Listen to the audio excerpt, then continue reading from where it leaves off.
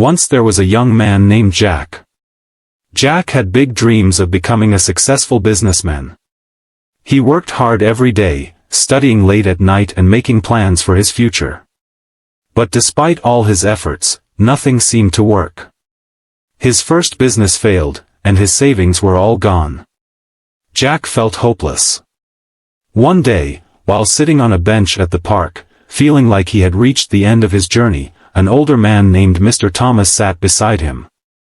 Mr. Thomas had a kind face and a gentle smile.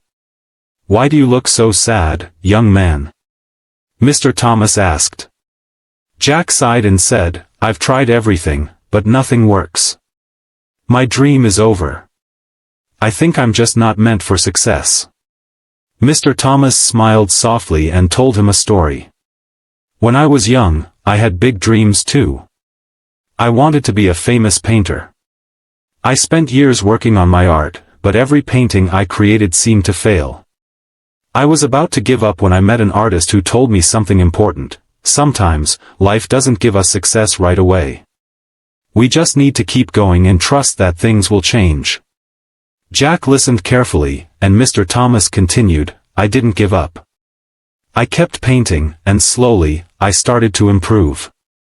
Eventually, my paintings were recognized, and I became successful. But if I had given up too soon, would have never known what could come next." Jack thought about the story and realized something. He had judged his life too soon, thinking one failure meant the end. But maybe, just maybe, he hadn't seen the whole picture yet. The next day, Jack decided to try again.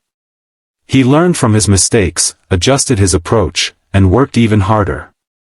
Over time, his second business began to succeed. Years later, Jack became a successful businessman, and he often thought of Mr. Thomas's words. He never judged his life too soon again, knowing that the best things in life often come after we keep trying, even when things seem tough. Moral of the story: never judge life too soon.